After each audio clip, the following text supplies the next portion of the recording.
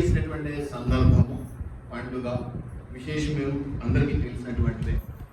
So పునరుత్థానపు దినము, యేసు ప్రభుల వారు తిరిగి లేచినటువంటి దినము, మన పండుగ దినం, ఈస్టర్ అనేటువంటి పండుగగా ఈ దినాన్ని మనం జరుపుకుంటూ ఉన్నాం. అనేక సంవత్సరాలుగా మనం అనేక విషయాలను ఈస్టర్ పండుగ గురించి మనం మాట్లాడుకుంటూ ఉన్నాం. ఈరోజు ఒక ప్రత్యేక అవకాశం ఉన్నటువంటి అంశాన్ని నేను ముందుకు తీసుకురావాలని ఆశపడతా ఉన్నాను. మొట్టమొదటిగా దానికి సంబంధించినటువంటి ప్యాసేజీలు మనం చదువుకున్నాం. దాని తర్వాత దేవుడు ఏది మనం బయలుపరచాలనుకుంటున్నామో దాని విషయాన్ని గురించి మనం ఆలోచన చేద్దాం. మొట్టమొదటిగా మనం గమనించవలసినటువంటి అంశం, నేను ముందే చెప్పినాను, ఒక ప్రధానమైనటువంటి అంశం ఏదైనా ఉంటే అది దేవుడు ఒక చోట కాదు, 2-3 చోట్ల రాయిస్తాడు, 2-3 చోట్ల పెట్టిస్తాడు అనేది నేను మీకు చెప్తా వస్తా ఉన్నాను.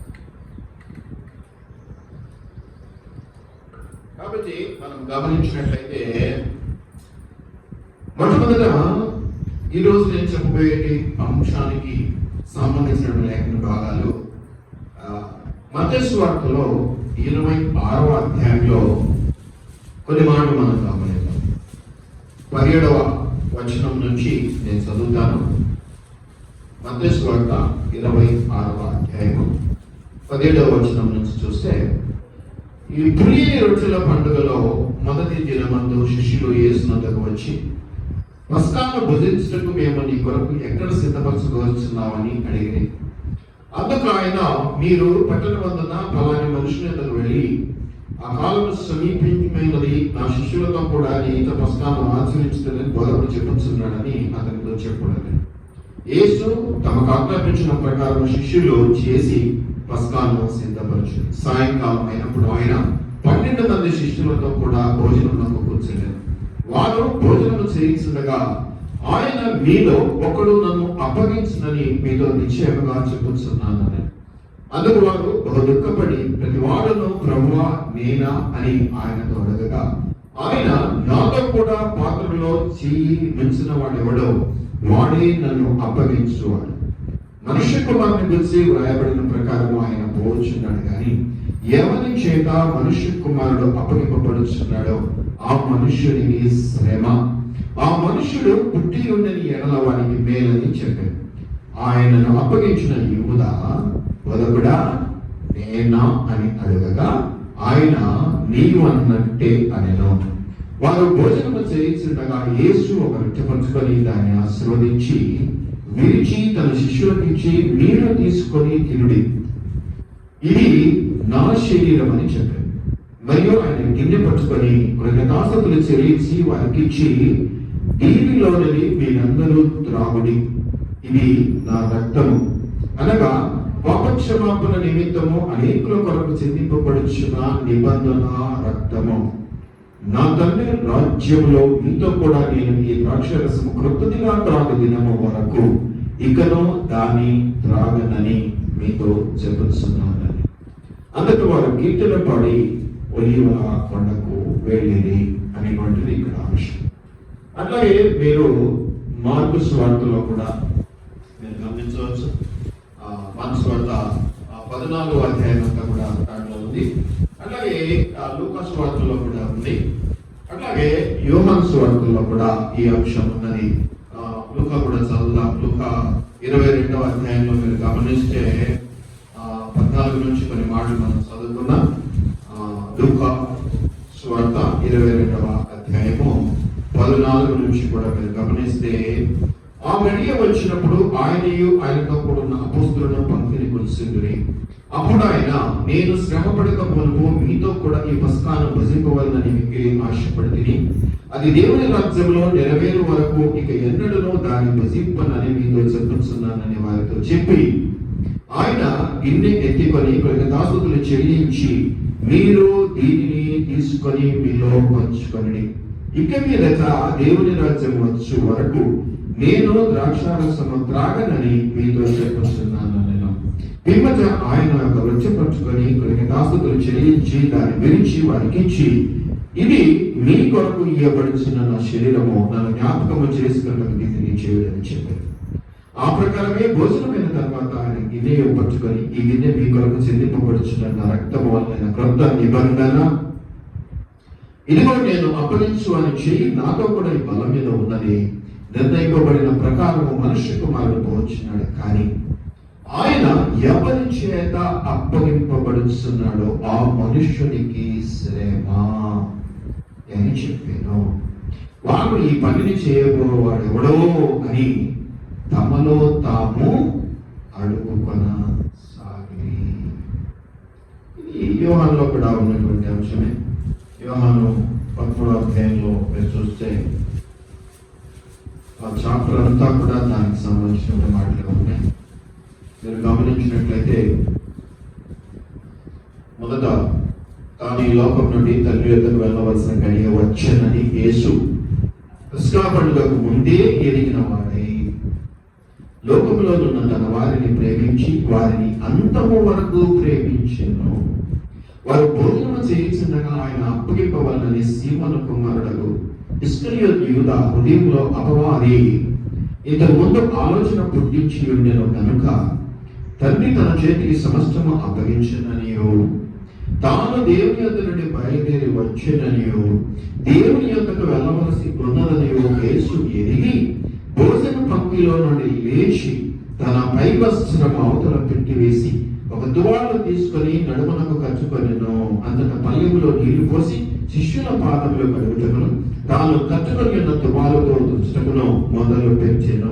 ఇట్లు చేయించు ఆయన సీమోను పేతురు వద్దకు వచ్చినప్పుడు అతడు ప్రభువా నీవు నా పాదములు కడుగుతువా అని ఆయనతో అన్నాను. అందుకు యేసు నేను చేయించున్నది ఇప్పుడు నీకు తెలియదు కానీ ఇక మీదట తెలుసుకోదు అని అతనితో చెప్పగా పేతురు నువ్వెన్నడూ నా పాదములు కడగరాదని ఆయనతో అని. అందుకు యేసు నేను నిన్ను కడగని ఎడలా నాతో నీకు పాలు లేదని.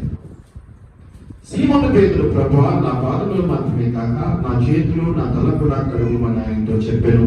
యేసు అతని చూచి స్నానము చేసిన వాడు పాదములు తప్ప మరేమీ కడగకొనక్కర్లేదు, అతడు కేవలం పవిత్రుడయ్యాను. మీరు పవిత్రులు కానీ మీలో అందరూ జాగ్రత్తగా వినండి. మీరు గమనిస్తే మీరు పవిత్రులు కానీ మీలో అందరూ పవిత్రులు కాదు. ఎవరు చెప్తున్నాడు ఈ మాట? 12 మంది శిష్యులతో చెప్తున్నాడు. ఆశామాషి వ్యక్తులతో చెప్పట్లా. దాంతో కూడా దీన్ని తెలియ అది చివరి గడియ, ద లాస్ట్ సప్పర్ అంటారు దాన్ని. సో వాక్యంలోకి వద్దాం, ముందు చదువుదాం.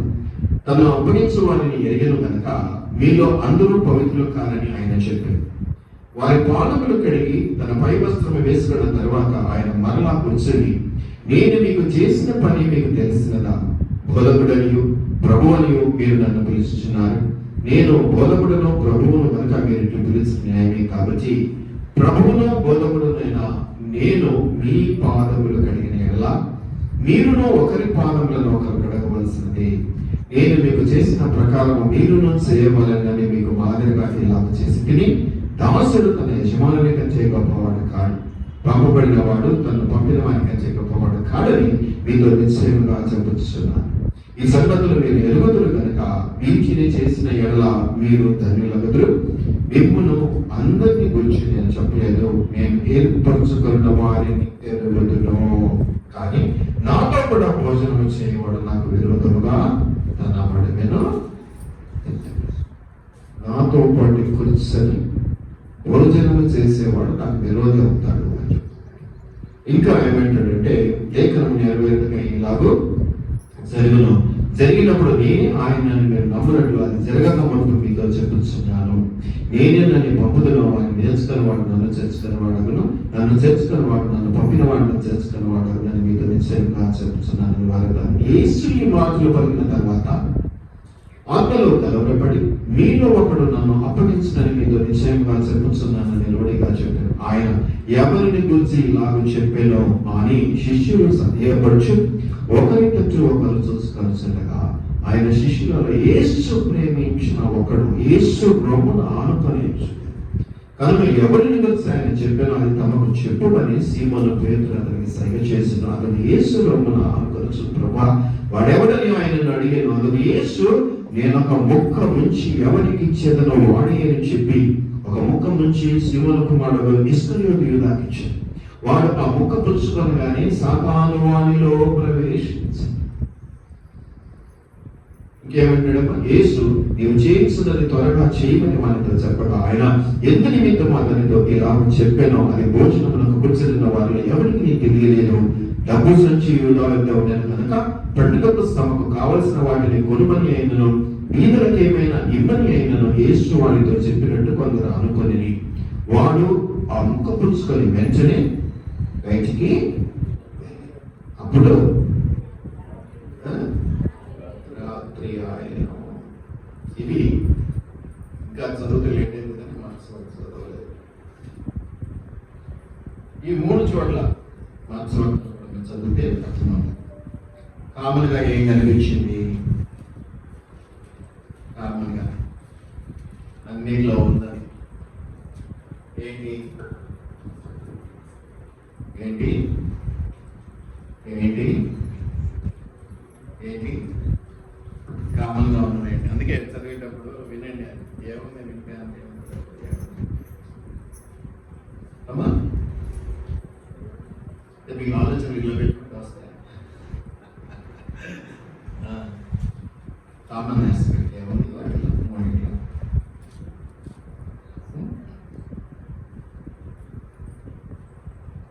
మీకు కూడా పోటీలు పెట్టాలి, మీకు కూడా చాక్లెట్లు పంచాలి, అప్పుడు వస్తాయి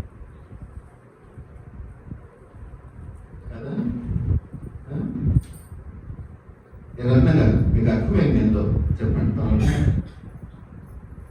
తప్పైతే మీరు నాకు సబ్జెక్ట్ కరెక్ట్ అయితే నేను మీకు ఇస్తాను. కామన్ పాయింట్ ఈ మూడింట్లో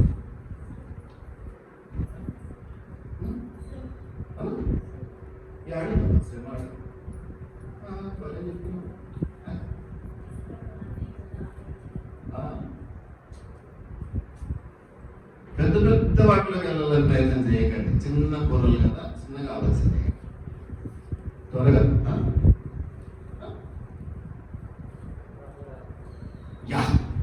వెరీ నైస్. భోజనము భోజనము భోజనం. పస్కా పండుగ దినాలు, అది గురువారం లాస్ట్ సప్పర్ అంట, చివరి భోజనం. అంటే మీతో నేను అనాల్సింది ఏంటంటే బల్ల ఆరాధన మొదలైంది అక్కడి. అదే బల్ల ఆరాధన స్టార్టింగ్. దాన్ని పట్టుకొని దేవుడు నిబంధనలను ఏర్పాటు చేశాడు. ఇక ముందు ఇవన్నీ చేయాల్సిందే మీరు అన్నాడు. సో బల్ల ఆరాధనను లేదా బల్ల కార్యక్రమాన్ని మొదలుపెట్టి, ఆ మొదలు పెట్టే సందర్భంలో తనతో ఉన్నటువంటి తన 12 మంది శిష్యులతో కూడా మాట్లాడుతున్నటువంటి సందర్భాలు మనం చూస్తూ ఉన్నాం. భోజనానికి ఏమేమి సిద్ధపరిచారో నేను పక్కన పెట్టి, ఎందుకంటే మొట్టమొదటి భోజనం అనగానే స్వీట్ ఉందా, హాట్ ఉందా, లేకపోతే చికెన్ ఉందా, మటన్ ఉందా, ఇలాంటివన్నీ చూస్తూ ఉంటాను. అక్కడ నేను అంత డీప్ గా అలా ఉంది అని నేను అనుకోను. కానీ కాకపోతే ప్రత్యేకంగా నేను చెప్పేది ఏంటి అంటే, పస్కా పండుగ సందర్భంగా మేడ గదిలో తన శిష్యులతో కూర్చొని ఆ పస్కా విందును, అంటే సప్పర్, నైట్ అంటే విన్నారా, మనం అనుకునేది సప్పర్, కానీ మనం ఎందుకు మరి లార్డ్ సప్పర్ అంటాం కదా దాన్ని. కాబట్టి ప్రభువు బల్ల అనుకుందాం. మన తెలుగులో చాలా బాగుంది అవదా. ప్రభువు బల్ల అనేది అక్కడ దేవుడు ఏర్పాటు చేసి మొదలు పెట్టి దాన్ని పట్టుకొని ఇలా అని చెప్తూ కొన్ని మాటలు అక్కడ ఉన్నాయి. ఈరోజు రిజర్వేషన్ డే, పునరుత్థాన దినం. పునరుత్థానం గురించి మనం అనేక మాటలు మాట్లాడుతున్నాం. పునరుత్థానం ద్వారా దేవుని మహిమపరచడం ద్వారా మనం ఎలాంటి లాభం, ఎలాంటి ఆశీర్వాదం, ఎలాంటి బలం పుంజుకుంటామో మనందరికీ తెలుసు. ప్రతిసారి మనం ఇవే మాట్లాడుకుంటాం. అయితే ఈ రోజు మనకి మొదటి ఆదివారం కూడా కావటం, ఈ రోజు మనము బల్ల ఆనందంలో కూడా పాల్గొంటాం. కాబట్టి నేను ఈ టాపిక్ మీ ముందు చాలా ఆశపడతా ఉన్నా.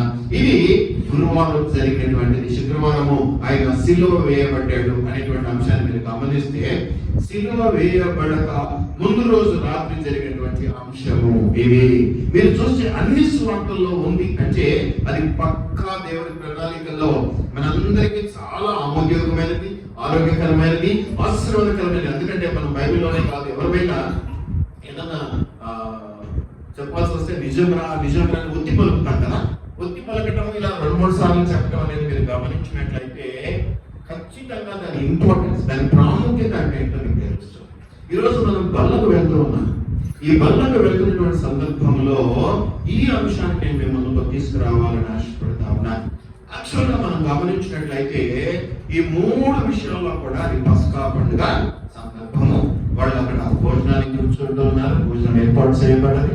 భోజనానికి ముందు ఒక్కొక్క దాంట్లో ఒక ఎక్స్ట్రా కనిపిస్తుంది, ఒక్కొక్క దాంట్లో ఏం జరిగిందో కామన్ గా ఏం పండుగ విశేషం కనిపిస్తుంది. యోహాను సువార్త మిగతా చోట్ల మనందరికీ తెలుసు, ఆయన భోజనానికి ముందు అందరి శిష్యుల పాదాలు కడగడాన్ని చూస్తున్నాం. తగ్గింపు అనేటువంటి అంశానికి వచ్చినప్పుడు మనం ఈ టాపిక్ ఎక్కువగా మాట్లాడుకుంటూ ఉంటాం. ఆయనే శిష్యుల పాదాలు కడిగాడు కాబట్టి మనం తగ్గించుకోవాలి అనేటువంటి, ఎవరు తగ్గించుకోవాలి తగ్గేది లేదు కానీ అనుకోవడం అయితే అనుకుంటూనే ఉంటాం కదా. ఆయన మన రోల్ మోడల్, మనం తగ్గించుకోవాలి తగ్గించుకోవాలని. కానీ నేను ఇప్పటి వరకు చూసినంతలో ఎవరికి తగ్గదు కదా. ఇక్కడ సంఘానికి మాట్లాడటమే కాదు, కుటుంబాల్లో కూడా భార్య భర్తకు తగ్గదు, భర్త భార్యకు తగ్గదు, తల్లిదండ్రులకు పిల్లలు తగ్గదు, పిల్లలు తల్లిదండ్రులకు మొత్తం ఏదో ఒక దగ్గర అవిధేయత చోటు చేసుకొని సాతానికి చోటు ఇవ్వటం, ఆ సాతాను చోటు ఇచ్చినప్పుడు చిన్న భిన్నం చేయడం జరిగిపోతా ఉంటాయి. సో ఇవి అంశము. ఈ అంశంలో ఈ రోజు ఏంటంటే బల్ల. నిజమే, కానీ ఈ బల్ల కంటే కూడా అక్కడ దేవుడి దగ్గర నాకు ఏదో కొంచెం ప్రత్యేకత కనిపించింది.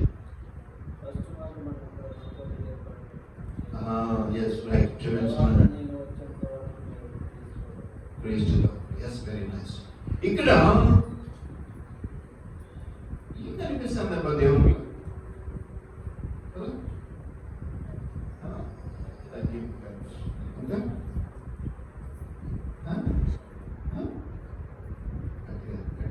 వయసు పెద్దలేని కదా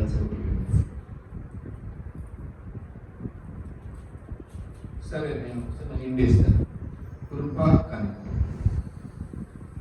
ఎందుకు అంటే చెప్తాను, చాలా ఉన్నాయి కదా.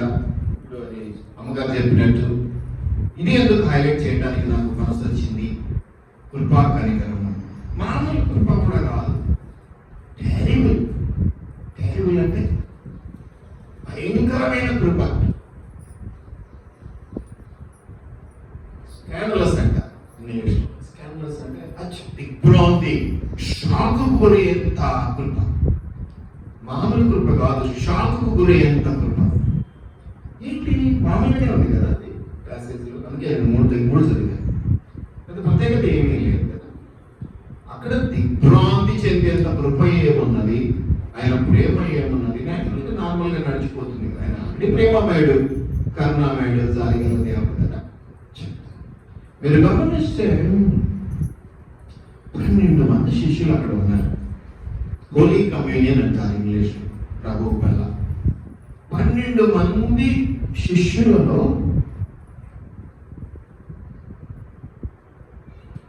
కనీసం 3-4 రకాలు ఉన్నారు.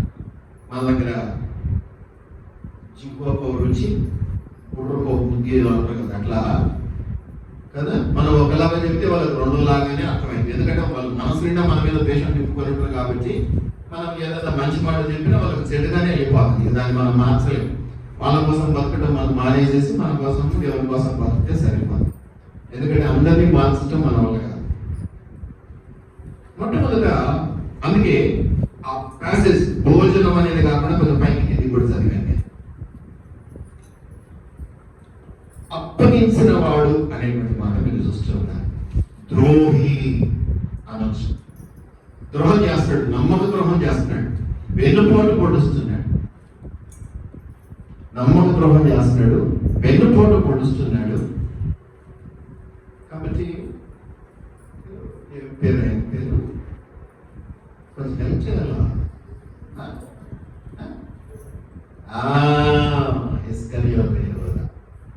అదొక కేటగిరీ, అదొక పద్ధతి, అదొక ఆలోచన.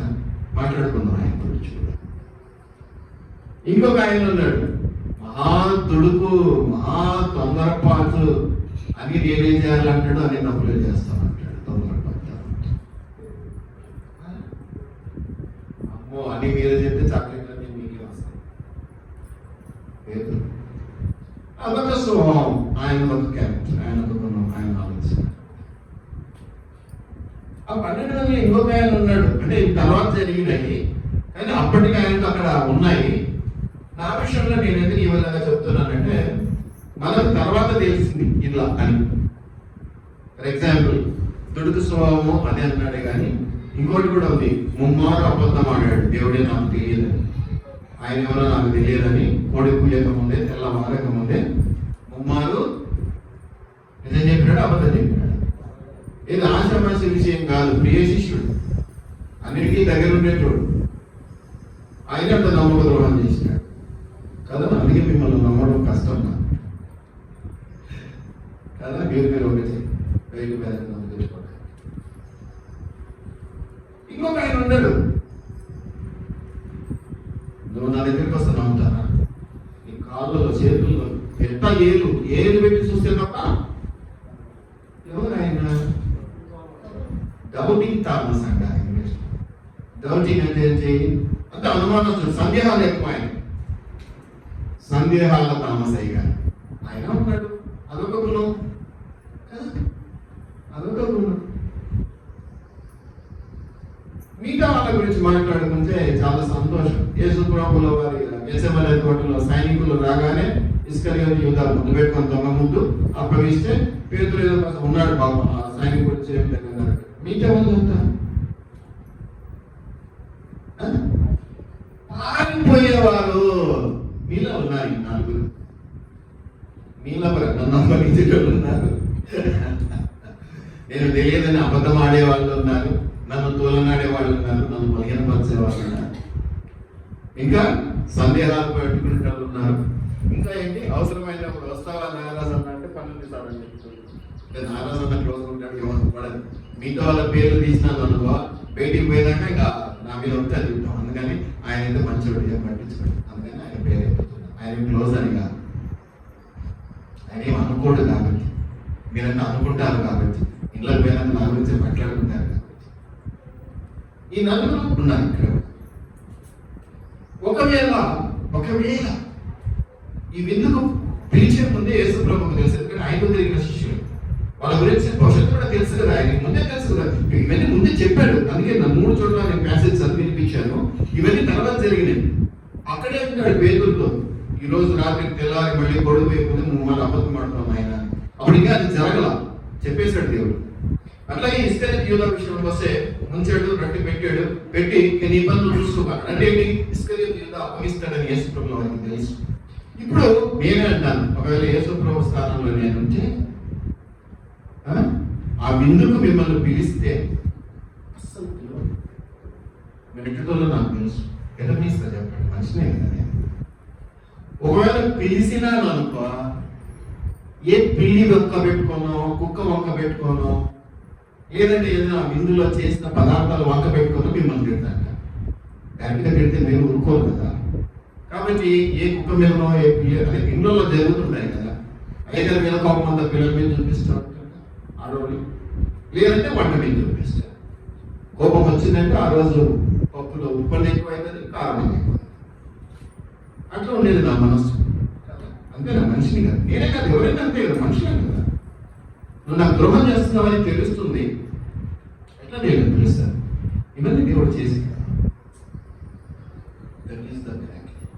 అందుకే నేను ఆయనది దిగ్భ్రాంతికరమైన కృప అనుకుంటున్నాను. అన్నీ తెలుసు ఆయనకి, ఎవడెవడు ఏం చేస్తాడో తెలుసు. అయినా ఆ రోజు వాళ్ళందరినీ కూర్చోబెట్టుకొని వాళ్ళతో కూడా భోంచేస్తూ ఉన్నాడు. నీవు నేడు అటువంటి అవకాశాలు తావివ్వము, వద్దనుకుంటాం. ఇది సహజం. యేసు ప్రభులో ఉన్నటువంటి అత్యున్నతమైన కృప. కృప కృప నీ కృప కృప కృప క్రీస్తు కృప నేనైతే నీ కృపయందు నమ్మికయు చేయున్నాను, నమ్మికయు చేయున్నాను.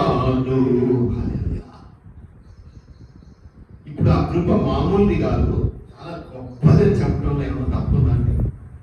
అన్నీ తెలుసు, ఎవరు ద్రోహం చేస్తారో తెలుసు, ఎవరు చిల్లర మాటలు మాట్లాడతారో తెలుసు, ఎవరు వెలుపోటు పొడుస్తారో తెలుసు, ఎవరు ఆ యొక్క ఇన్ఫర్మేషన్ పాస్ చేసి తనకు పట్టుకోవడానికి సైనికులు తీసుకొస్తారో తెలుసు. అయినా ఒక్క విషయంలో కూడా మళ్ళీ అవన్నీ చెప్తూనే ఉన్నాడు యేసు ప్రభువు.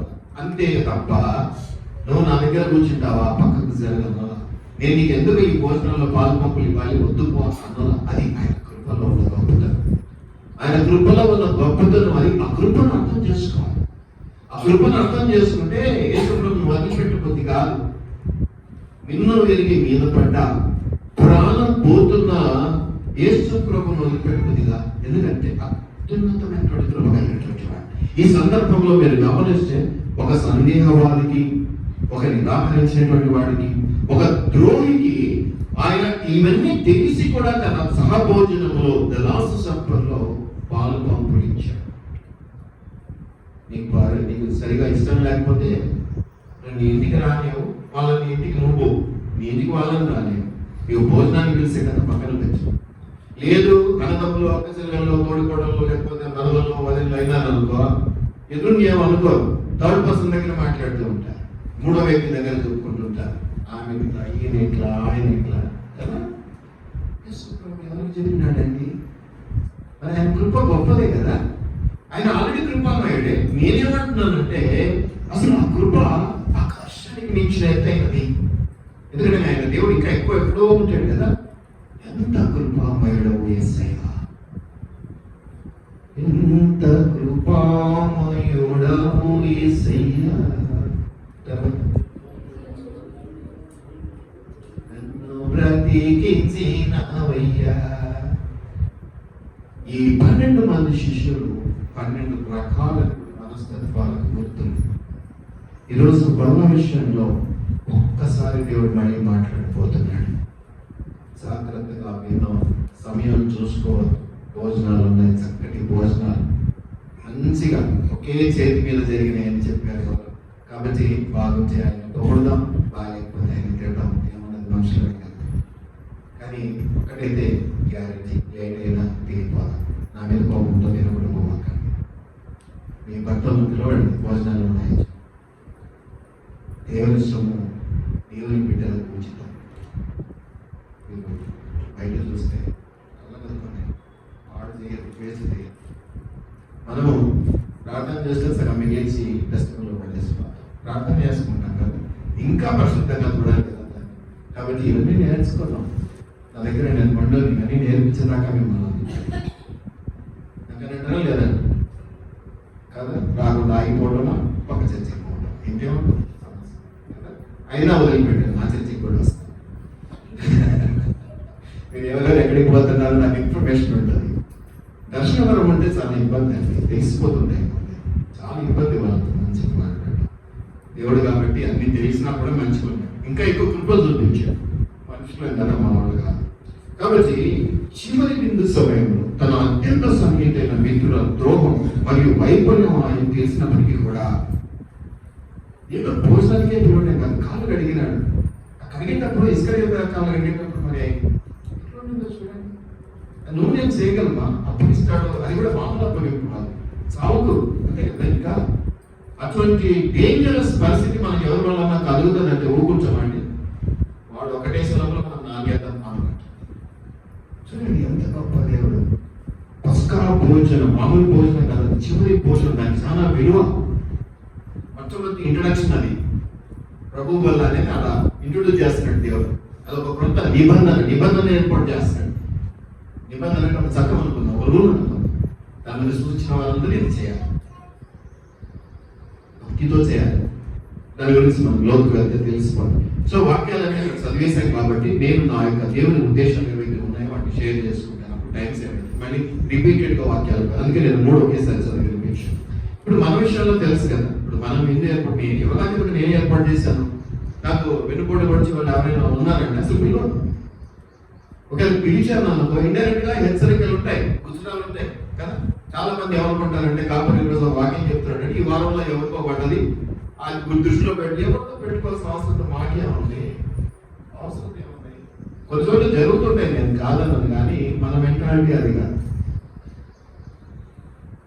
ఇక్కడ మీరు గమనిస్తే కోపము లేదు, ఇంకా ఏ విధమైనటువంటి ద్వేషము లేదు, నార్మల్గా ఉన్నాడు ఆయన.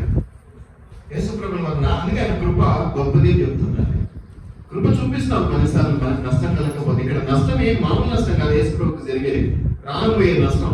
అయినా కూడా ఎవరు నీవేమంటారు లేదా, నీవు నేను చిన్న తప్పు జరిగితే ఎటుంటది, గుడ్లు నూరుతాం, పండ్లు నూరుతాం, పండ్లు ఊడిపోయే వరకు దూరం, ఇంకా ఇంకా మామూలు కోపం ఉండదు, మీకు భరించాలని పిల్లలు ఎంత ప్రేమ చూడాలి.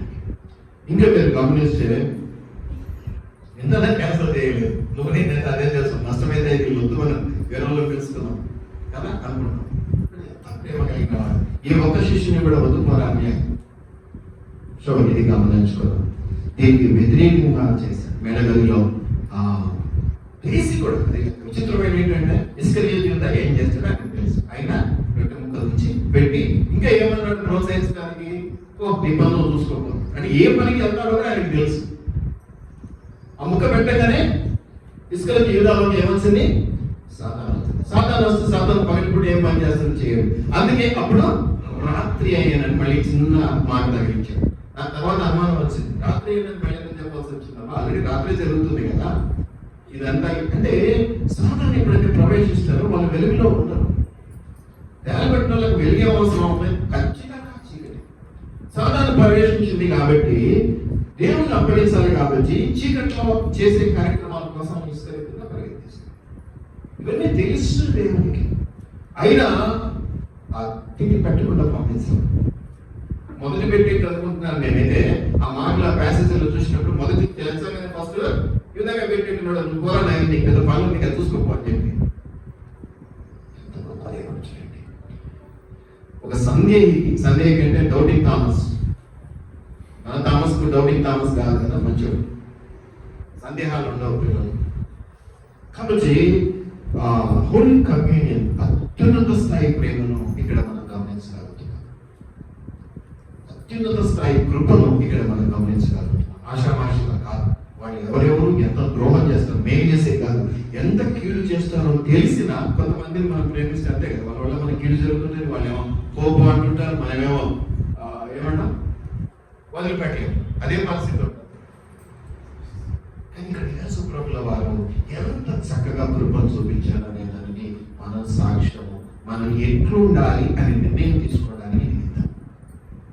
ఇవన్నీ మనం ఈరోజు ఎందుకు పెట్టున్నామంటే బల్ల కూడా ఉంది మనకి. మరి ఈ బల్లలో చేయవేసే ముందు అలాంటి మనస్తత్వం నీకు ఉందా? వచ్చిన ప్రశ్న వేసుకోవాలి ప్రతిసారి.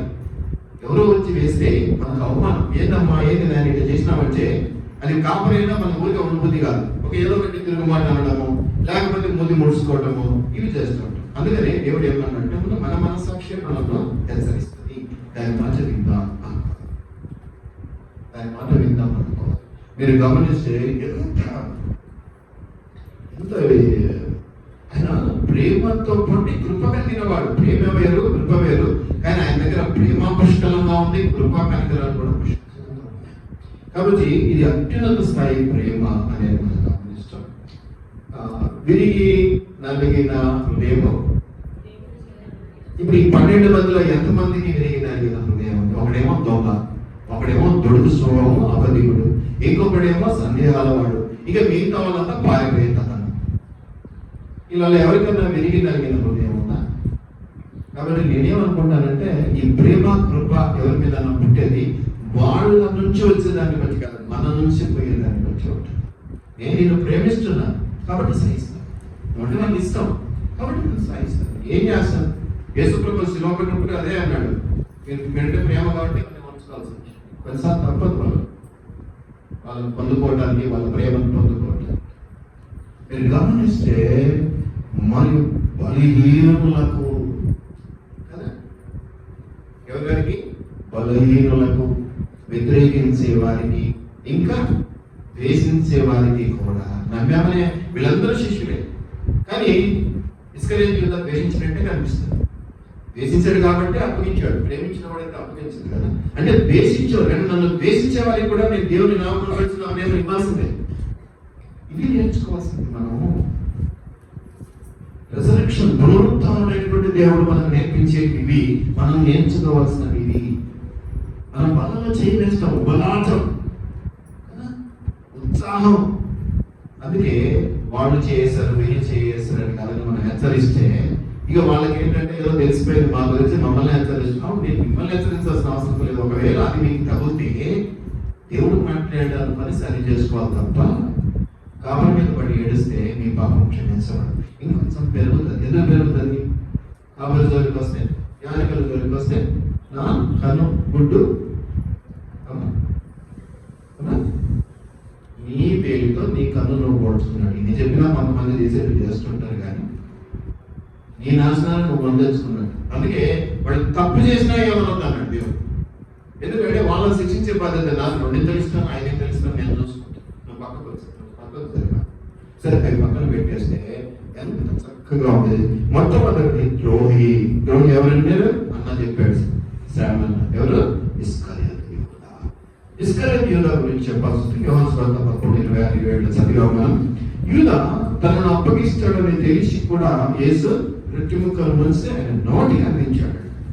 మిగతాలంతా తింటున్నారు వాళ్ళ బ్రెడ్లో వెళ్ళేది, ఈయన కొరకు. అంటే ఎంత ఎక్కువగా ఇబ్బంది ఎవరి మన వస్తుందో వాళ్ళని ఎక్కువగా ప్రేమించి, వాళ్ళకి ఎక్కువగా సహకరించి, వాళ్ళని ఎక్కువగా కృప చూపించినట్టు వాళ్ళకి అనిపిస్తుంది.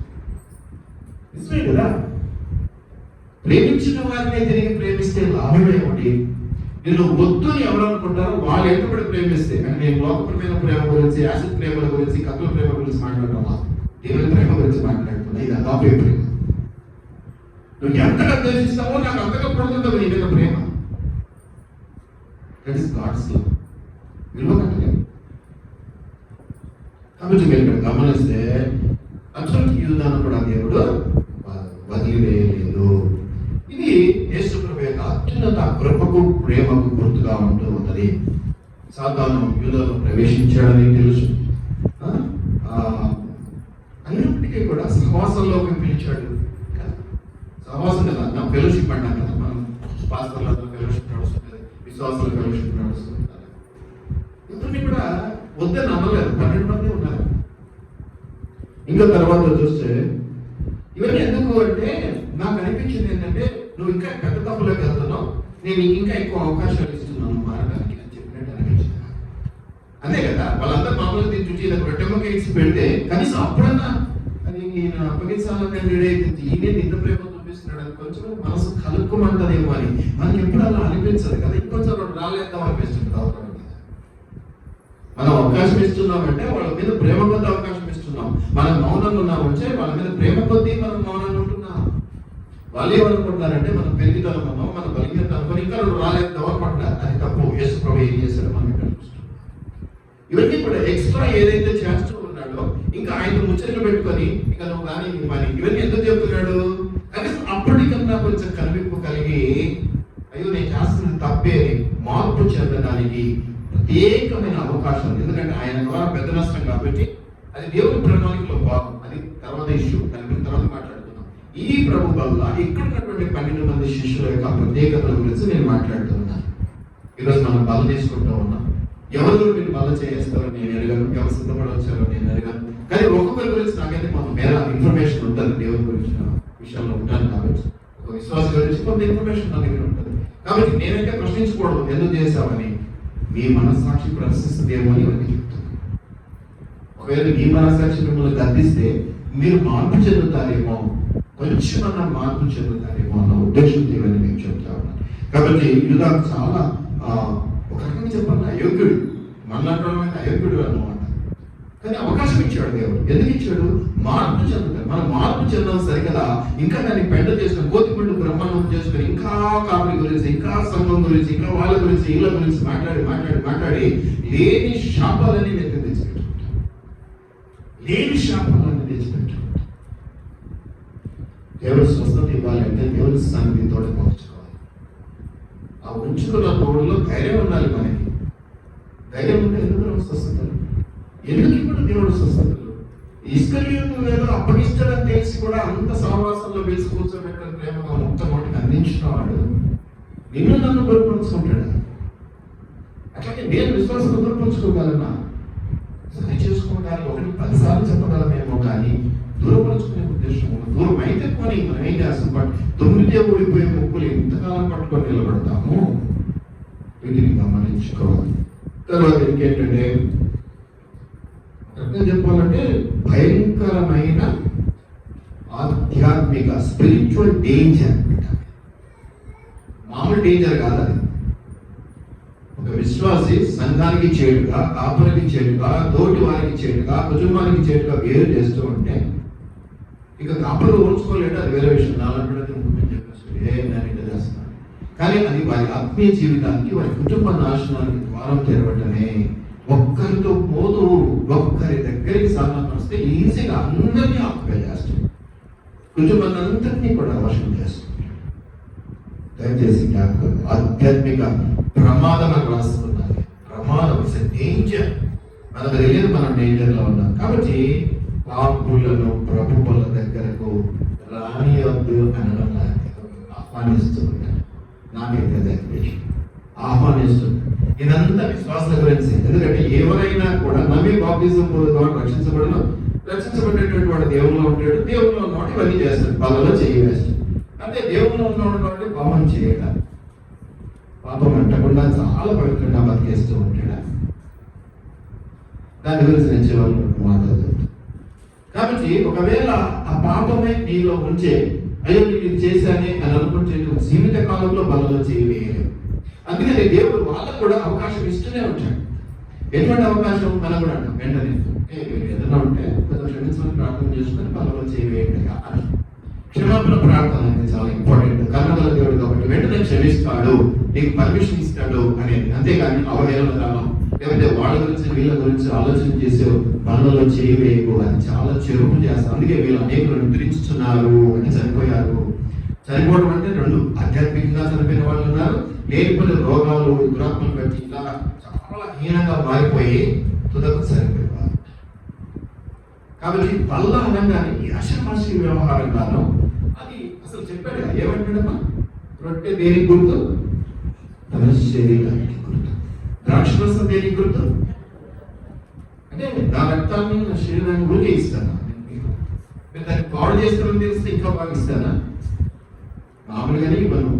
చూసి చూసి చూసి కదా, పిల్లలకి ఒక వస్తువు ఇచ్చేటప్పుడు సరిగా వాడుకుంటాడో లేదో చూసి మరీ ఇస్తాను అలా. కానీ యేసు ప్రభువు వారు అలా చెప్పట్లేదు. ఈ 4 రకాల వాళ్ళకి కూడా ప్రభు బలలో స్థానం ఇచ్చాడు. తన కృపను ఇంకా ఎక్కువగా చూపించాడు. వారు మార్పు చెందడానికి, మానవస్ చెందుకోవడానికి అవకాశాలు కల్పిస్తూనే ఉన్నాడు. చివరి మూమెంట్ వరకు కూడా, చివరి అవకాశం, నేను చచ్చిపోయే వరకు నన్ను ద్వేషించిన వారికి ఒక అవకాశం ఇస్తూనే ఉంటాను, ఇంకో ప్రేమించే అవకాశం. నేను మంచోడిని కాదు, నేను చెడ్డోని కాబట్టి ఎక్కువ ఇస్తాను. అంటే చెడు ఏంటో నాకు తెలుసు కాబట్టి, చెడ్డోని కాబట్టి చెడు తెలుసు, నువ్వు మంచోడి మంచి తెలుసు కాబట్టి వాటిని ద్వేషిస్తున్నావేమో. కానీ బలం నుంచి అవకాశాలు దేవుడు ఇచ్చినప్పుడు సద్వినియోగం చేసుకోకపోతే నష్టపోతాం. మార్పు చెందకుండా ఈ గర్వాన్ని, స్వాతిశాన్ని, డాంబికాన్ని వదిలిపెట్టకుండా పనులు చేయవేస్తే నీకు నీవే చేయడం తెచ్చుకుంటాడు. కానీ దేవుడైతే వద్దన అవకాశం ఇస్తూనే ఉంటాడు. ఇది మొదటి తీసుకెళ్ళి విషయంలో. కాబట్టి కృపను తర్వాత వాడు బయటకు వెళ్ళిపోయినప్పుడు నేను అనుకున్నది ఏంటంటే కృపను వృధా చేసుకున్నాడు. దేవుడు ఇచ్చిన అవకాశాన్ని వేస్ట్ చేసుకున్నాను. కాపాడించిన అవకాశాన్ని అవహేళనతోనో సులువుగా తీసుకొని వృధా చేసుకుంటాను అనుకో. 2 రోజుల తర్వాత 3 రోజుల తర్వాత 2 సార్లు 3 తర్వాత ఇక నేను ప్రార్థన చేస్తే మీకేం కాదమ్మా అనేస్తాను. కుదరదు, మీకేం కాదు, అయిపోయింది. ఎందుకంటే మొదలుపోయావు. అప్పుడు విధేయతతో ఉంటుంది, కూర్చుంటే కూర్చుంటివి, లేదంటే లేస్తుంది. కాబట్టి నీకు జరిగింది. ఈరోజు ఆ విధేయత నీకు లేదు.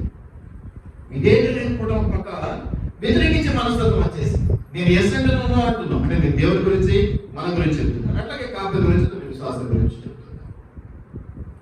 వ్యతిరేకించే స్వభావం పెరిగిపోతాం. ఇది నువ్వు చెప్పింది నేను చేయాలి అనే స్వభావం వచ్చేసింది. కాబట్టి దేవుడు ఇప్పుడు కూడా క్షమించు. కానీ అవకాశం రావాలి, వస్తూనే ఉంటాయి. మనం చచ్చే వరకు కూడా మనకు అవకాశం ఇస్తూనే ఉంటాడు. ఆయన చనిపోయే వరకు కూడా మనకు అవకాశం ఇచ్చాడు. అంటే ఆ తొందరగా మనం వదిలి పెట్టాలి. అందుకే జీవగల దేవుని చేతిలో పడటం భయంకరము. బలలో చేయి వేసేటప్పుడు ప్రతి ఒక్కరు పాపులం అన్న విషయాన్ని గుర్తుపెట్టు. అక్కడ పరీక్షించేది పాపులమా కాదా అనేది కాదు. నీవు మారు మనసుకు దగ్గరగా ఉన్నావా, ప్రభువును మహిమపరిచే స్థితిలో ఉన్నావా, ఆయన ప్రేమించే స్థితిలో ఉన్నావా, తర్వాత తీసుకున్న తర్వాత ఏదో తెప్ప తగిలేసినట్టుగా మళ్ళీ మొదటి స్థానానికి వచ్చి దేవుని దూషించడానికి నీవు ఒక కారణం అవుతున్నావా? అన్నిల మధ్య దేవుడు దూషించబడడానికి నీవు నేను కారణమైంది. ఇంకాస్త శాపగ్రస్తులమైనా, ఇంకాస్త శాపానికి కూడా తెలుసుకున్నవాడు. దయచేసి జ్ఞాపకం పెట్టుకున్నాను. రెండవరు త్వరగా చెప్పాలి, టైం అయింది. తిరస్కరించినవాడు. ఎవరమ్మా? తిరస్కరించినవాడు, లేదా దుడుకు స్వభావం అయినటువంటి వాడు, లేదా అబద్ధం చెప్పినటువంటి వాడు. చాలా సులువు కదా. మీరే కాదు, మేము కూడా అప్పుడప్పుడు నన్ను అమీర్పేటలో ఉంటాం. నువ్వు కూడా ఇక్కడ లేట్ అవుతుంది, వాళ్ళు ఫోన్ చేస్తారు, ఎవరు నాకు ఇప్పుడే సార్ నాకు చెరుకట్ట దగ్గర దిగినా ఎవరుంటాం, ఇంకా అమీర్పేట సులువుగా చిక్కులో పెట్టి మనం ఏమనుకుంటాం అంటే పెద్ద పెద్దవి వ్యభిచారించ పర్యాటనలు రాసుకొని వాటిని చూసి మురిసిపోతుంటాం. నేను వ్యభిచరించలేదు, నేను దొంగతనం చేయలేదు, నేను అది చేయలేదు, నేను ఇది చేయలేదు అని చెప్పుకొని ఖుషి ఫీల్ అవుతుంటాం. అసలైంది పోయింది అక్కడ కదా. ఈరోజు చాలా మంది రాలేదు, రేపు పొద్దున దౌర్భాగ్యమో లేకపోతే ఏదో ఎదురు పడ్డారేమో, ఏమన్నా మనం పడవకుంటాడు అలా రాకపోతే వచ్చి కానీ నిజాన్ని చెప్తారు కదా. దిగ్భ్రాంతి చెందుతాం, నేనే ఆశ్చర్యపోతాను అన్నమాట, షాక్ అయిపోతుంది. నాకు ఇంత మంచి అబద్ధం నాకు ఎందుకు వస్తలేదు చెప్పరాన్నా విశ్వాసులు కడుపు నచ్చ ఈజీగా చెప్పి స్కూళ్ళలో ఎందుకు రాలేదు నిన్నంటే కడుపు నచ్చ, లూజ్ మోషన్స్, ఇక మరి తిరగదిప్పుకోలేదు. ఎందుకంటే లూజ్ మోషన్స్ ఉందా రారా అని ఎవరు అన్నారు కదా టీచర్. కాకపోతే అసలు అన్నాడు, ఎందుకంటే టాయిలెట్ అడిగేది నేనే కాబట్టి నేనైతే అసలు రావద్దు. కాబట్టి చక్కని నిజాలు చెప్తాను, అందుకే మీరు దీవించబడతారు. ఇందులో మీరంటే మిమ్మల్ని అనడం లేదండి, నేను కామన్గా ఇక్కడ ఉన్నటువంటి అంశాన్ని దృష్టిలో పెట్టుకొని చెప్తాను. సులువుగా, చాలా సులువుగా అని ఈయనకు తెలిసిపోతుంది అని కూడా అనుకోవట్లేదు. ఏసైకి తెలిసిపోతుందని కూడా వాళ్ళు అనుకోవట్లా. నేనేనా అని ఒకరికొకరు మాట్లాడుకుంటారు. అంటే దౌర్భాగ్యం ఏమిటంటే అందరిలో బలహీనత ఉంది, ఎవరు బయటకు రావట్లేదు. కాబట్టి ఎందుకంటే నేను చాలా స్వస్థపడింది నా దృష్టిలో. మరి ఇప్పుడు ఐదారు చెప్పేది చెడు గురించి చెప్తున్నాడంటే పక్కనోడికి ఏమన్నా చెడు ఉందేమో అందుకని చెడు గురించి ఎంతసేపు ఇక్కడ తీసుకునే, ఇక్కడ చూసుకునే ఇది ఉండదు. ప్రతి ఒక్కరు కూడా నేనేనా అని అనుకున్నారు, ఒకరొకరు అడుక్కున్నారు. శిష్యులు మీరు చదివిన దాంట్లో ఉంది ఈ అంశం. అంటే ప్రతి ఒక్కరికి ఉంది ఆ ఇంటెన్షన్. అవకాశం లేక గమనం లేకపోతే నాకు ఇది నమ్మకం ఉంటే రాజు గురించి మీరు ఏమన్నట్టు నేను ఒప్పుకోను, లేదు అట్లా ఉండడండి అనేస్తాను.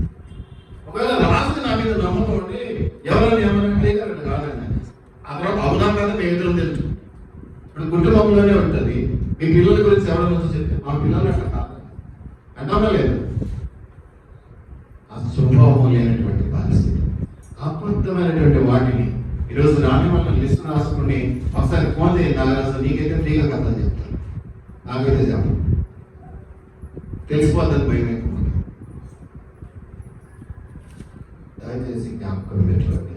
3 సార్లు లూకాసు వార్త 22:31-34 యేసు పేరుతో కోడిపోయక ముందు 3 సార్లు తిరస్కరిస్తాము, అబద్ధం చెప్తాము చెప్పడం జరిగింది. దీంట్లో మనం చూస్తే బలహీనతలు తెలిసిన వాడు, అక్కడ ద్రోహి అంటే దుర్మార్గాన్ని తెలిసినటువంటి వాడు, ఇక్కడ బలహీనత తెలిసిన వాడు. దోచుకోండి మనుషులు మనం అయ్యో ఈ తప్పు చేసినా ఇంక అయిపోయింది అనుకోకు. నువ్వు చేయాల్సింది ఏంటో దేవునికి తెలుసు. దాన్ని బట్టి కానే కాదు, నిన్ను ప్రేమిస్తున్నాను అంటే దాన్ని బట్టి కాదు. మనము సస్వర్ణం అయితే మనకి యేసుప్రభు అవసరమే లేదండి. ఆయన వచ్చిందే పాపుల కొరకు కదా. నేను పాపిని కాదు, పాపము నా యందు లేదని నేనంటే నాకు యేసుప్రభు అవసరం లేదు. ఆయన చెప్పాడు కదా, నీతి మందుల కొరకు నేను వచ్చానన్నాడా రాలేదన్నాడు. ఇప్పుడు నేనేమంటున్నావు, నాకు అసలు పాపం అంటే తెలియదు, పాపం అంటే ఇది లేదు అమ్మా అని చెప్తున్నాను. బాగా మంచిది. ఇప్పుడు నీకు యేసుప్రభు అవసరమా లేదా? అవసరం లేదు. నేను పాపం అంటాను ఇంత చెప్పినా మీ అందరికంటే మామూలుగా నా డైలాగ్ ఎట్లా ఉంటుంది మీరు అనుకుంటారు కానీ మీ అందరికంటే ఎక్కువనే. కాబట్టి నాకు ఎక్కువ అవసరం కాదు, నాకు ఎక్కువ చదువు కూడా అని కూడా చెప్తుంటాను. ఆ ప్రార్థించినప్పుడు కూడా నేను అలాగే చెప్తాను, ఇంకో ప్రభు ఏదన్నా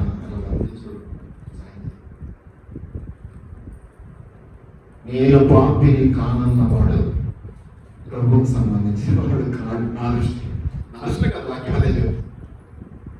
నేను పాపిని అనుకున్నవాడికి. కాబట్టి ఈరోజు పనులు వేసినప్పుడు పాపమను కాదు లేదు అనుకోకండి, పాపిని అనుకొని క్షమించమని అడిగి పనులు చేయటం మంచిది. ఇది మీరు గమనించాలి పేరు విషయం. కాబట్టి మన బలహీనతలు, నడుపు స్వభావము, తొందరపాటుతనము అన్నీ ఉన్నా కూడా దేవుడు ఛాన్స్ ఇచ్చాడు, అవకాశం ఇచ్చాడు. ఇది ఒక అవకాశం ఇస్తున్నాడు దేవుడు అనేది గుర్తుపెట్టుకోండి. కాబట్టి వీఆర్ నాట్ పర్ఫెక్ట్. చాలా మంది ఏమంటే వాడ నా లేదంట. ఎవడు పర్ఫెక్ట్ కాదు ఈ లోకంలో, ఒక దేవుడు తప్ప ఎవరు పర్ఫెక్ట్ కాదు. అందరూ తప్పిపోయిన వాళ్ళమే, అందరూ ఏదో బలహీనత కలిగిన వాళ్ళమే. ఎవరో ఒకరి విషయంలో మన బలహీనతలు బయటపడతాయి. ఎవరో నమ్మకమైన వాళ్ళని చెప్పుకుంటాం కానీ అందరినీ చెప్పుకోబడినా కదమ్మా, నేను తక్కువ మంది. అయినా దేవుడు అవకాశం ఇచ్చాడు మార్చుకోవడానికి, తనతో కూడా కలిసి ఫోన్ చేయడానికి అవకాశం ఇచ్చాడు. తర్వాత మీరు గమనిస్తే సందేహపడేటువంటి వారు థామస్ గురించి కదా, ఆయన గాయములలో వేలు పెట్టి తప్ప నేను నమ్మను అన్నాడు. కాబట్టి చూసి వారి గురించి వాళ్ళని చూసి మీరు అభ్యంతరం పడతారనే వాటిని అప్పుడే అన్నాడు దేవుడు కదా. సువార్త 14:27 ఉంటుంది. కాబట్టి వాళ్ళు బలహీనలో ఉన్నారు. ఇంకా బలహీనత అనే దాంట్లో కూడా అంటే వాళ్ళు పారిపోయారు. కాబట్టి నేనేమంటానంటే విశ్వాసంలో పలసన అయిపోయారు, డౌన్ అయిపోయారు, పూర్తిగా అయిపోయారు. విశ్వాసం ఉన్నోడైతే నా దేవుడయ్యా, నాకు మంచివాడు, నా మనిషి, ఎవరు వచ్చినారు, ఎందుకు వచ్చినారని నిలబెట్టాడు. పూర్తిగా రోమ సైనికులు లేకపోయినా నిలబడేవాడు. అది కూడా చేయాలి శిష్యులు పారిపోయారు. కాబట్టి గొడవలు గొర్రెలు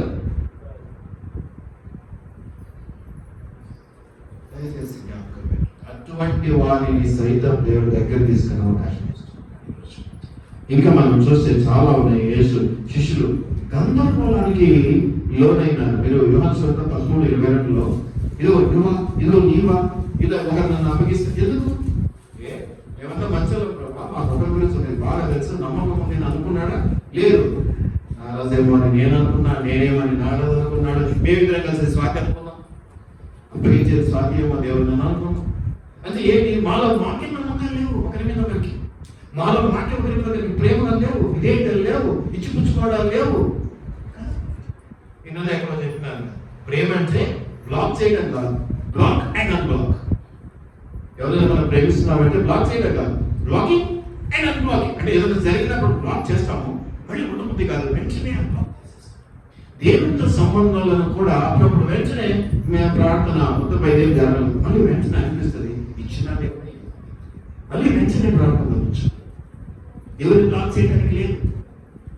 దయచేసి జ్ఞాపకం పెట్టుకోండి. కాబట్టి ప్రభు వల్ల గందరగోళంలో ఉన్న వారికి సైతం ఆహ్వానమే, రోగులకు ఆహ్వానమే, అబద్ధికులకు ఆహ్వానమే. అది మీరు పాల్గొనాల్సి చెప్తున్నాడు దేవుడు, అవకాశం ఇస్తూ ఉన్నాడు. తర్వాత అబద్ధికులకు, తర్వాత బలహీనులకు, తర్వాత గందరగోళం, కన్ఫ్యూజ్ మైండ్. ఏంది ఇట్లా చేస్తున్నాడు, ఈరోజు చివరి భోజనం ఇట్లా పెడుతున్నాడు, ఇదేంటి అంటే వాళ్ళ చివరి భోజనం దేవునికి తెలుసు, శిష్యులకైతే తెలియదు.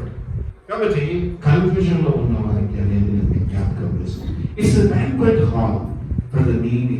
అవసరతల్లో ఉన్న వారికి అన్నాను నేను. ఒకటి మాట, ద్రోహులకు, అబద్ధికులు అన్నీ చెప్పకుండా ప్రతి అవసరతలో ఉన్న వారికి, నాకు దేవుడు అవసరం అని నేను అనుకుంటే నేను బాగా చేయాలి. ఇది ఎవరి గురించో ప్రత్యేకంగా అన్ని గురించి చెప్పట్లా, నమ్మిన వారి గురించి. ఈ నమ్మిన వారికి దాని అవసరతను బట్టి మనము పాల్గొంటూ పొందుకోవాలి. ఏదో అవకాశము నెలకు ఒకసారి ఇష్టం మళ్ళీ మర్చిపోతా వద్దు తీసుకున్నామనో కాదు, అలా ఉండటానికి వీలేదు అనేది మనం చూసుకోవాలి. Not a show case for the worthy, ఏదో విలువైన వారికి కదా. కొన్ని సంఘాలలో తెల్ల డ్రెస్ వేసుకొని వస్తేనే ఇస్తారు కదా. ఇంకా నేనేమంటే ఒకసారి వైట్ వాళ్ళు చేసి తెల్ల డ్రెస్ ఎందుకన్నా పట్టు చీరలు పెట్టుకొని వస్తేనే ఇస్తామని చెప్తే బాగుంటుంది. నన్ను ఒకటి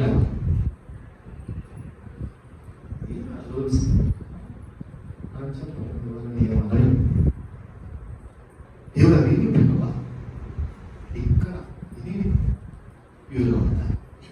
మీరు గమనిస్తే అవసరంలో ఉన్న వారికి ఏర్పాటు చేసిన దేవుడు, అంతేగాని యోగ్యతలతో కోసము లేకపోతే ఇంకా దేనికైనా ఒక షోకేస్ అంటే ఏంటంటే ప్రదర్శించటం కదా. పట్టు చీర కట్టుకున్న వాళ్ళు, నగలు వేసుకున్న వాళ్ళు ఊరికే ఉన్నది వాళ్ళు. మనం మాట్లాడించకపోయినా మన దగ్గర వచ్చి కనిపించుకున్నా దేన్ని లేదని అంటే ఏంటి, మన దృష్టి వాళ్ళ మీద పడాలి, ఆ పట్టు చీర మీద పడాలి, ఆ నగల మీద పడాలి. తీరా రోడ్డు వాళ్ళు తెలిసినప్పుడు బాధ అనిపిస్తుంది, మన దగ్గర చూసినామా అని.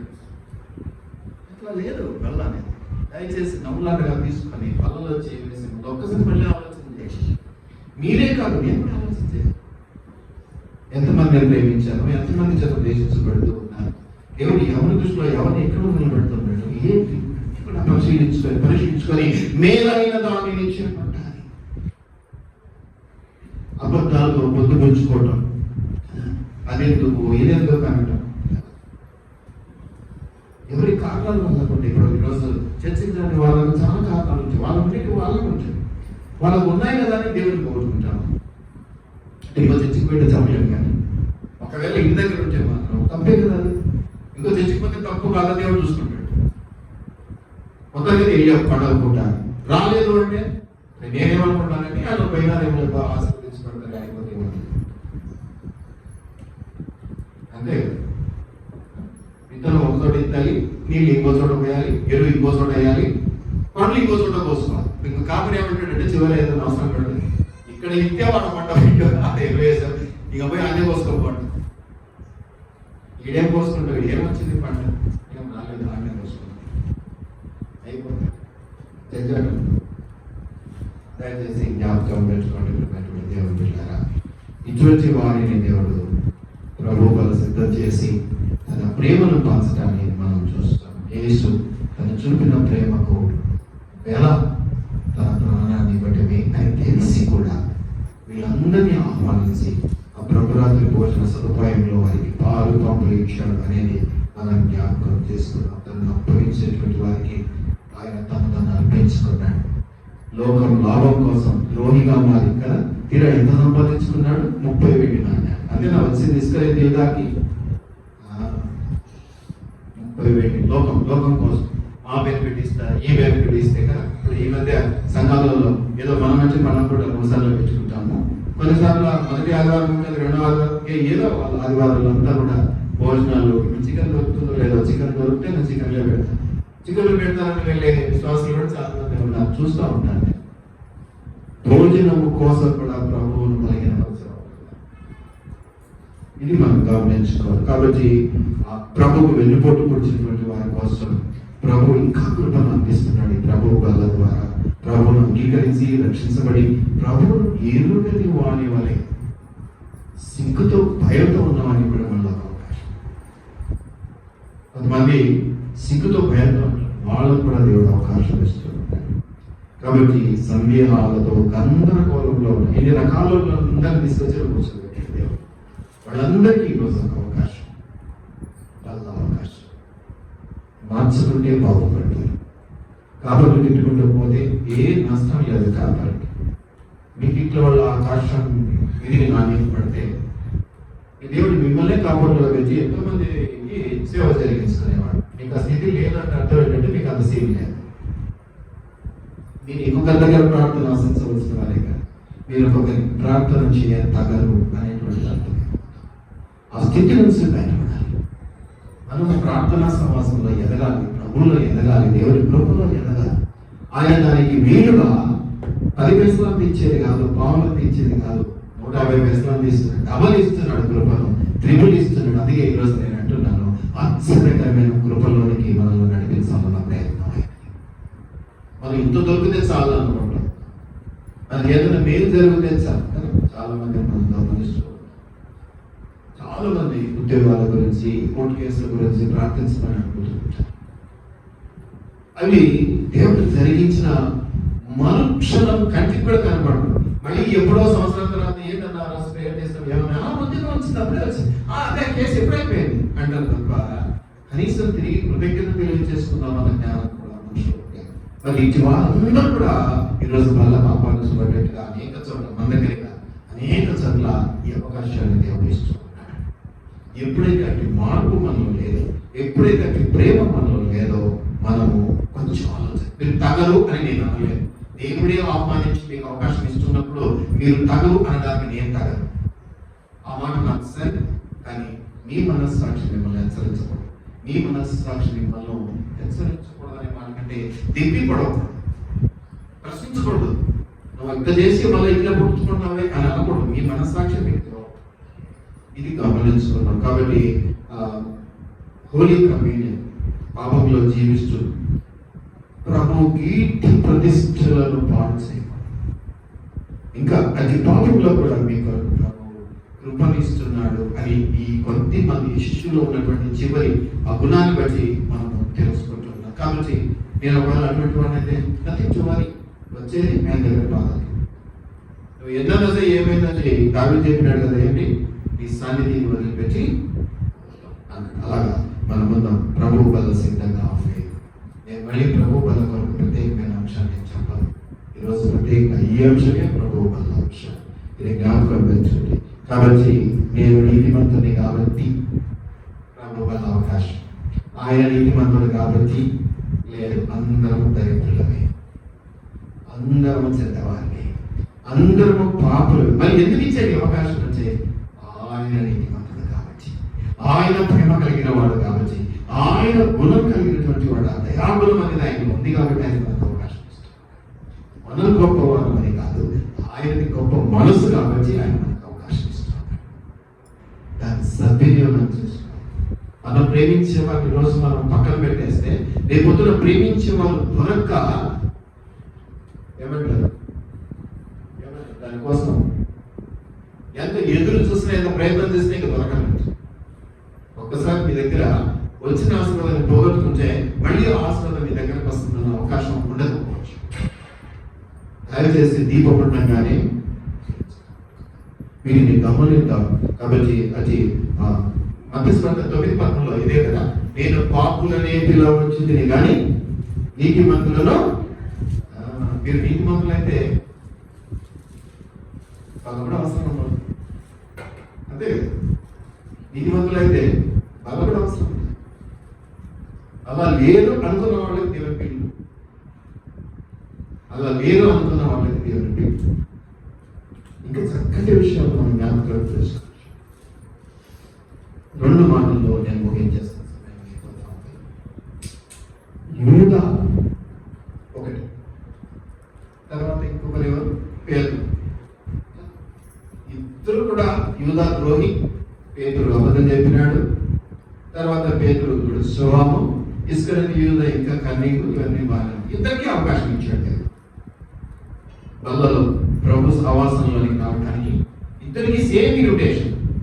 ఆయనకి ఎక్కువ ఎంత తక్కువ ఏమీ లేదు. యూదాకు అదే ఇన్విటేషన్ ఇచ్చాడు, పేతురుకు అదే ఇన్విటేషన్ ఇచ్చాడు.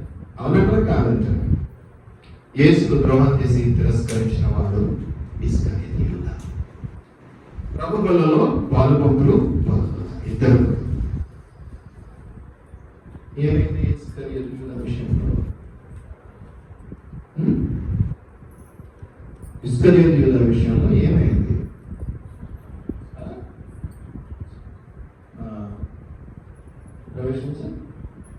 యేసు ప్రభువును అప్పగించడం ఇప్పుడు చెప్తున్నావా?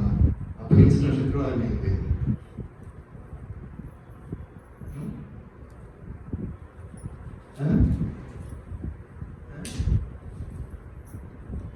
ఏదో 4 మాత్రలు వేసుకుంటే సుఖంగా చచ్చిపోవచ్చు. ఏ చెట్టుకో ఉరి పెట్టుకుంటే ఇంకా బాగా పోవచ్చు. ఏ బస్సు కిందనో ట్రైన్ కిందనో పడితే ఇంకా ఇంకా బాగుంది. ఎంట్రెన్స్ అవుతూ వచ్చినాడు. ఏంటి తెలుసా? దేవుని ప్రేమను తిరస్కరించి. ఒక మనిషి ప్రేమను తిరస్కరిస్తేనే బాగుపడవు. దేవుడు అంత కృపతో ఇచ్చిన దేవుని ప్రేమను తిరస్కరించినాడు. ఆ కనికరాన్ని త్రోసిపుచ్చినాడు. అయ్యో ఇప్పటికైనా నేను కొంచెం ఆలోచిస్తే బాగుంటుందని ఒక క్షణం ఆలోచించలేకపోయినాడు. వద్దే వద్దు అక్కడికి పరిగెత్తాలా, 30,000 తెచ్చుకోవాలని పరిగెత్తినాడు. చివరికి మనం అనుకుంటున్నాను భయంకరమైన సాగు పేగులు బయటకు వచ్చి నడిపించి కదా. మరి అదే పేతురు అబద్ధం చెప్పాడు, అదే పేతురు దేవుని అవమానపరిచినాడు, అదే పేతురు ఇది చేసినాడు, అదే బళ్ళకు అతను కూడా ఆహ్వానించబడ్డాడు. దేవుని కృపను కనికరాన్ని పట్టుకొని సద్వినియోగం చేసుకొని మునుపటి కంటే అధిక బలముతో దేవుని మహిమను ప్రకటించినాడు. ఇద్దరికి అదే అవకాశం, నీకు నాకు అదే అవకాశం. పేతురు సద్వినియోగం చేసుకున్నాడు, యూదా దుర్వినియోగం చేసుకున్నాడు. చాలా మంది ఏమనుకుంటారంటే మనం ప్రేమించే అవకాశం ఇచ్చేది వాళ్ళు నెత్తిని కూర్చోవాలని చూస్తారు, మనల్ని ఇంకా వెనుకొండు పడవాలని చూస్తారు. ఇది ఇక్కడ పాయింట్ ఏంటంటే నీవు నష్టపోకూడదు. ఒక్కసారికైనా నువ్వు మళ్ళీ మారుతావు, ఒక్కసారికైనా మళ్ళీ ఆలోచన చేస్తావు అనేదే విషయం. మీరు గమనించండి, ఇద్దరికి సమాన అవకాశం ఇచ్చాడు, ఒకే బలంలో చోటు ఇచ్చాడు. కానీ ఇస్కరియోతు యూదా దాన్ని తిరస్కరించి ఆత్మహత్య చేసుకున్నాడు, చనిపోయాడు. పేతురు రెండింటిలో ఆశీర్వాదానికి బలంగా పుచ్చుకున్నాడు. ఎంత బలంగా వాడబడ్డాడో మీ అందరికీ తెలుసు. అంత బలంగా వాడబడ్డాడు కదా. తర్వాత ఆయన ద్వారా దేవుడిని అద్భుతాలు చేశాడు కదా. ఆయన క్రీస్తు కదా, ఎంత సంఘం ఆయన కనపడాలి కదా, ఎంత గొప్ప విషయం కదా. ఎందుకు? దేవుడి కృపను కనికరాన్ని ఎవరికైనా ఆఫ్టర్ ఒక మనిషి కృపను లేదా దయను మనం సద్వినియోగం చేసుకుంటే బాగుపడతాం. మన దగ్గర ఏంటంటే కన్నింగ్ ఉంటుంది, నక్కజిత్తులు. వాడికి అవసరం పడింది అనుకో ఏంటి నక్క వినియాలో చూపిస్తుంది. అవసరం తీరిపోయింది అనుకో తగ్గేనే లేని కాలు మీద కాలేసుకుని కూర్చుంటాం. వాళ్ళ దీనివల్ల మనం ఎలా లేకపోతున్నాం. ఈ రెండు విషయాలు జ్ఞాపకం పెట్టుకున్నాం. దేవుడి కృపతో మనకి ఇచ్చినటువంటి అవకాశాలు సద్వినియోగం చేసుకొని పేతురులాగా ఎదుగుదాం, ఇస్కరియోతులాగా నష్టపోవద్దు. మనం కాబట్టి బాధ అంతా ఏంటంటే ఇన్ని సంవత్సరాలు నేను చెప్పాను, ఒక విషయంలో తప్పిపోయినా బాధ అనిపిస్తుంది. ఎందుకంటే అంతగా ప్రార్థన చేసి ఉంటాం కదా. ప్రార్థన మానుకోవడం ఒకరి గురించి చాలా సులువు అనుకుంటాం కదా. 100 సంవత్సరాలు లేదా 100 సార్లు ఒక పవన్ లేకపోతే అన్నంలో మేము జ్ఞాపకం పెట్టుకున్నాం. అది ఈజీగా మర్చిపోగలమా?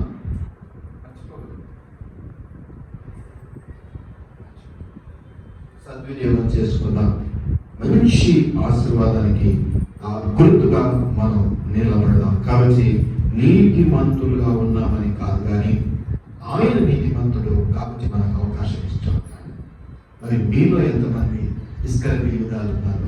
అంటే ద్రోహులని కాదు నా ఉద్దేశం, సద్వినియోగం చేసుకునేవారు, అవకాశాన్ని నిలబెట్టుకునేటువంటి వారు ఎంతమంది పేదలు ఉన్నారు అన్నది మీరే నిర్ణయించుకోండి. ప్రార్థన చేస్తున్నాం. ప్రభువానికి వందనాలయ్యా. నేను బల్లపరిచినటువంటి అంశాలను మళ్ళీ ఒకసారి జ్ఞాపకం చేసుకున్నాను. ఎంతో మంది ద్రోహులు ఉన్నారు, ఎంతో మంది పాపులు ఉన్నారు. అందరూ విశ్వాసమే, అందరూ ప్రభుత్వం నమ్మినటువంటి వారే, కానీ మహిమ పరిచేవారు లేరు. అటువంటి పరిస్థితుల్లో మీరు మాకు ఇచ్చినటువంటి చక్కటి అవకాశం పడి మేము సద్వినియోగం చేసుకునే సహాయం చేయాలి. ఈ కృపను తిరస్కరించకుండా, నీ ప్రేమను దోసివేయకుండా సద్వినియోగం చేసుకొని సక్రమంగా దాన్ని ఉపయోగించుకొని మేము దీవించబడేలా సహాయం చేయండి. గొప్ప దేవుడు, భయం కలిగినటువంటి దేవుడు, రాజు రక్షకుడు నీకే వందనాలు చెల్లిస్తున్నాం. యూదా నష్టపోయాడు, పేతురు ఆశీర్వదించబడ్డాడు. అట్టి ఆశీర్వాదంలోనికి మమ్మల్ని నడిపించి దయ చూపించమని నజరేయుడైన యేసు నామములో అడిగి వేడుమని ప్రార్థిస్తూ ఉన్నాము పరలోకపు తండ్రి. ఆమేన్.